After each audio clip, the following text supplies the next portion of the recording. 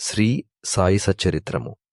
సాయిబాబా మహిమల జీవిత చరిత్ర 36వ అధ్యాయము. 1. ఇద్దరు గోవా పెద్ద మనుష్యులు 2. షోలాపూరు నివాసియగు రంగాబాద్కర్ భార్య వింత కథలు. ఇద్దరు పెద్ద మనుషులు. ఒకనాడు గోవా నుండి ఇద్దరు పెద్ద మనుష్యులు బాబా దర్శనమునకై వచ్చి బాబా పాదములకు సాష్టాంగముగా నమస్కరించిరి. ఇద్దరూ కలిసి వచ్చినప్పటికీ బాబా వారిలో నొక్కరిని 15 రూపాయలు దక్షిణ ఇమ్మనెను.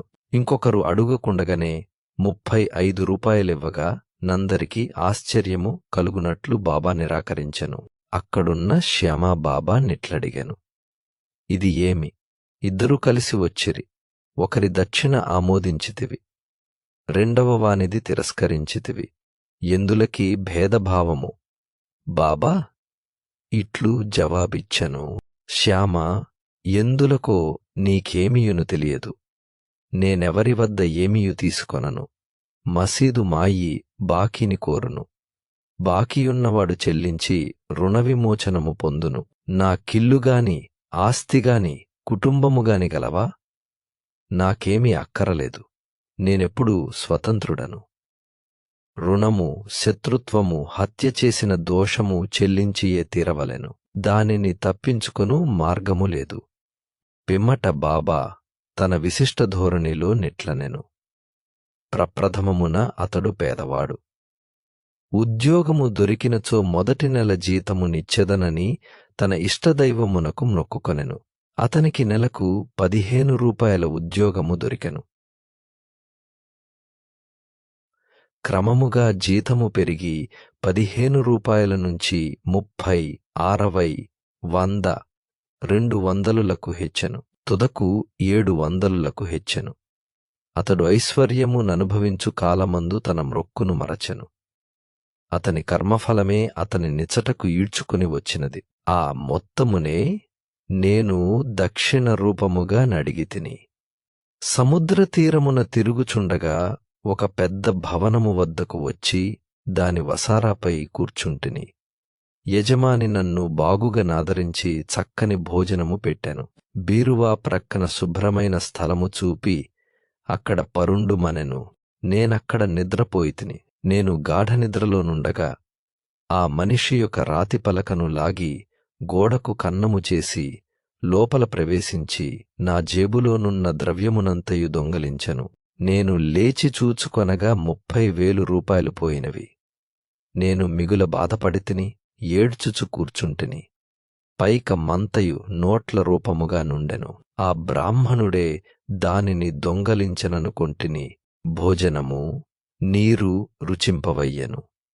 వసారాపై ఒక పక్షము కాలము కూర్చుండి నాకు కలిగిన నష్టమున కెడ్చుచుంటిని. పిమ్మట ఒక ఫకీరు దారి వెంట పోవచ్చు నేనేడ్చుచుండుట చూచి ఎందులకేడ్చుచుంటివని అడిగెను.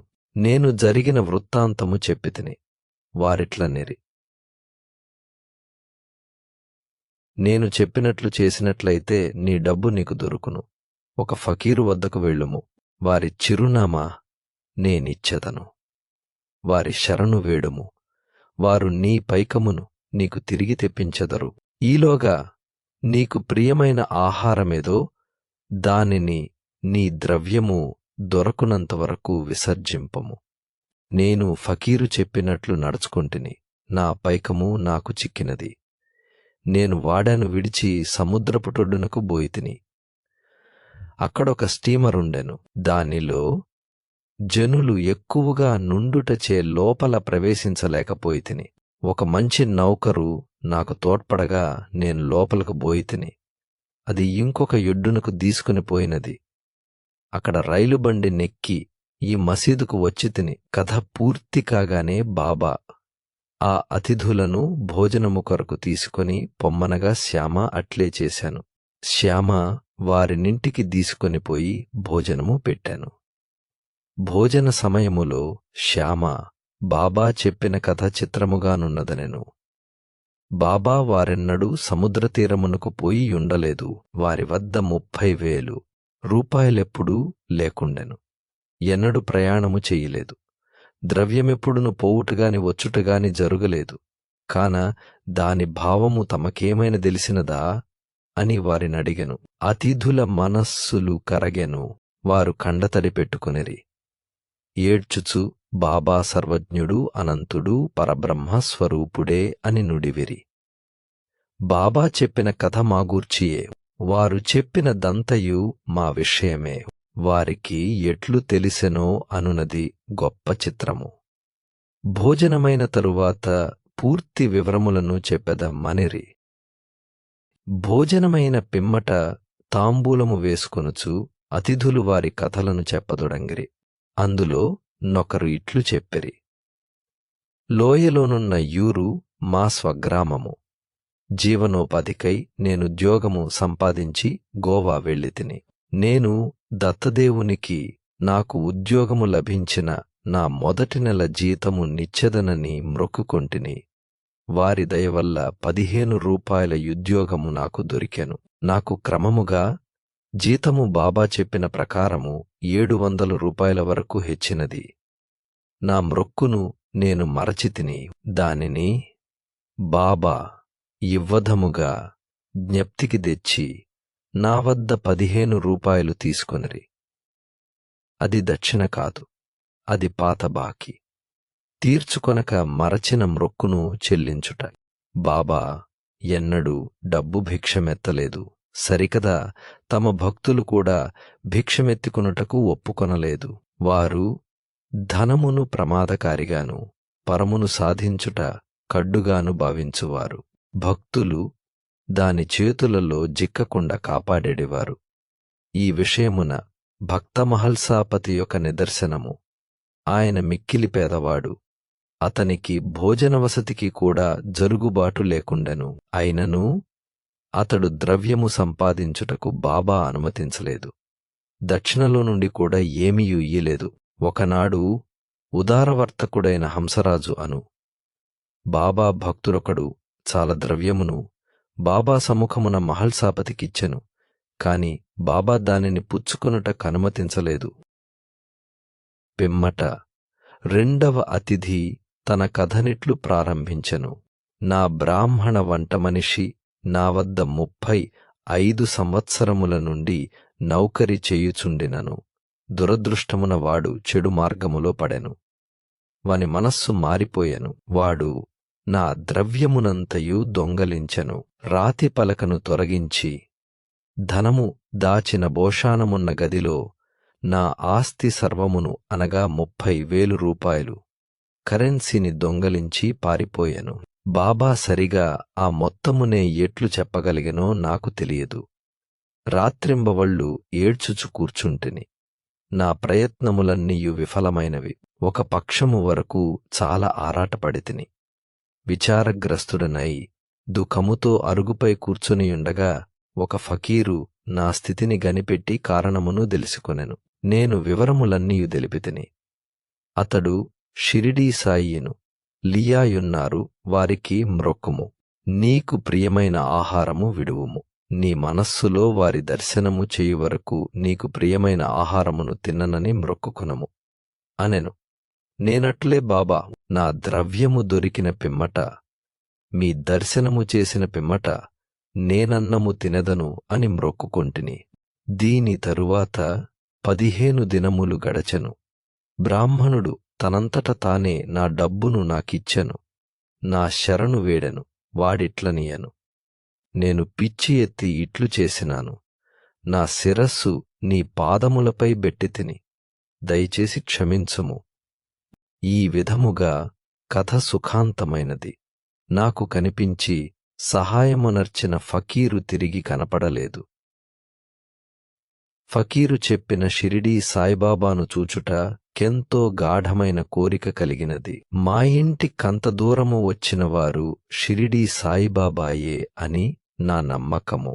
ఎవరైతే నాకు కనపడి నా ద్రవ్యమును తిరిగి తెప్పించిరో అట్టివారు 35 రూపాయల కొరకు పేరాశ చూపెదరా?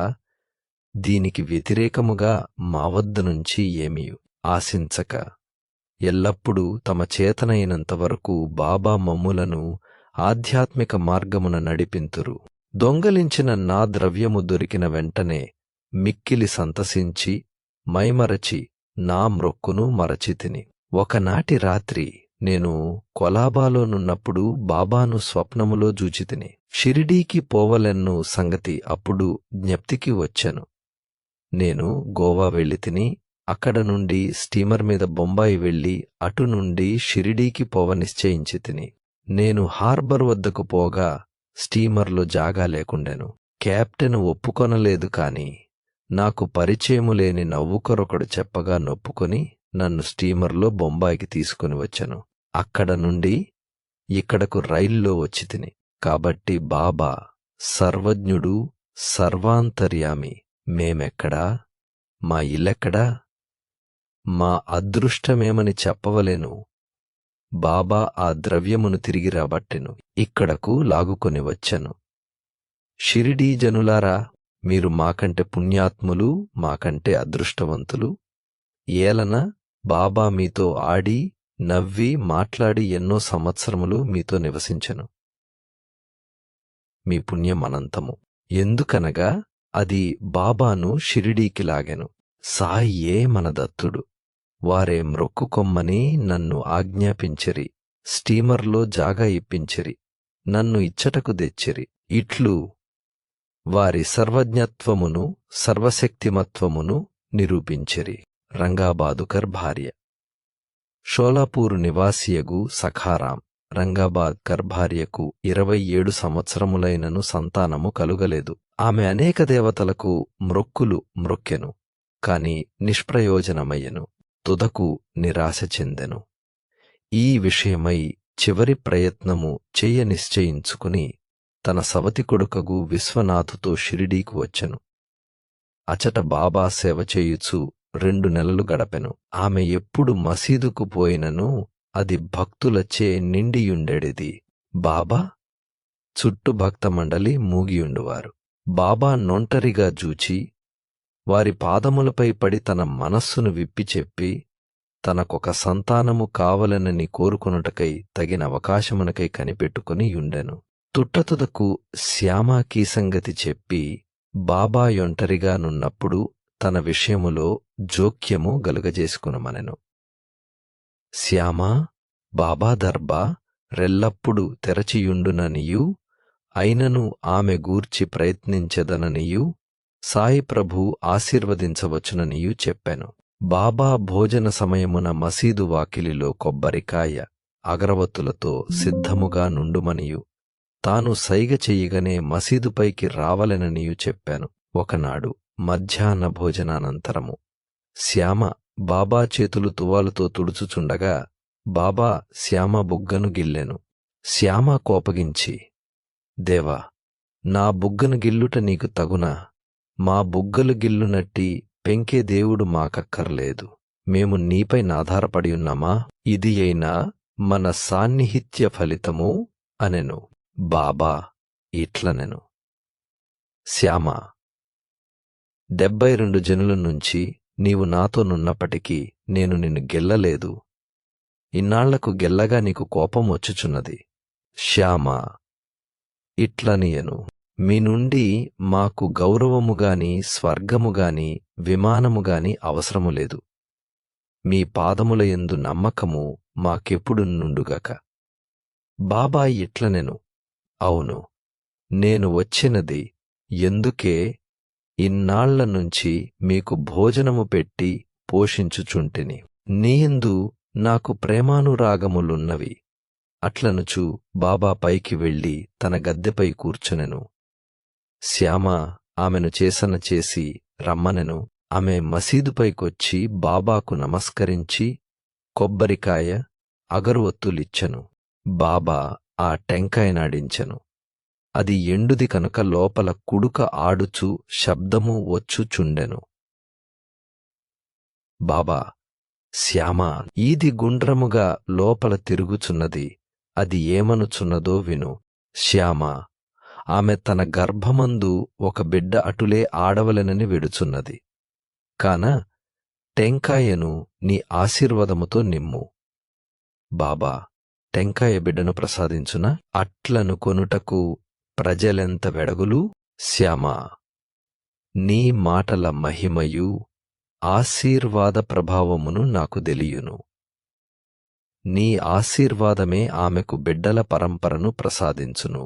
నీవు మాటలచే కాలయాపన చేయుచు ఆశీర్వాదమును ఇవ్వకున్నావు. ఆ సంవాదము కొంతసేపు జరిగావు. బాబా పదే పదే టెంకాయను కొట్టుమనుచుండెను. శ్యామ టెంకాయను కొట్టకుండా నా స్త్రీకే ఇవ్వుమని వేడుచుండెను. తుదకు బాబా లొంగి ఆమెకు సంతానము కలుగుననెను ఎప్పుడని శ్యామ అడిగెను. 12 మాసములలోనని బాబా జవాబిచ్చెను. టెంకాయను పగులగొట్టిరి.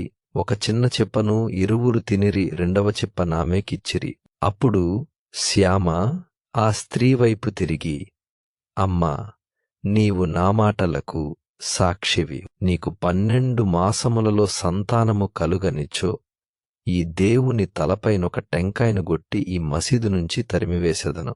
ఇందుకు తప్పినచో నేను మాధవుడగాను, మీరు దీనిని జూచెదరుగాక అనెను. ఆమె 1 సంవత్సరములో కొడుకును గనెను. 5వ మాసములో కొడుకును మసీదుకు తీసుకువచ్చి భార్యాభర్తలు బాబా పాదములపై బడిరి. కృతజ్ఞుడగు తండ్రి 500 రూపాయలిచ్చెను. బాబా గుర్రము శ్యామకర్ణకు ఈ ధనముతో శాల కట్టించెను. 36వ అధ్యాయము సంపూర్ణము.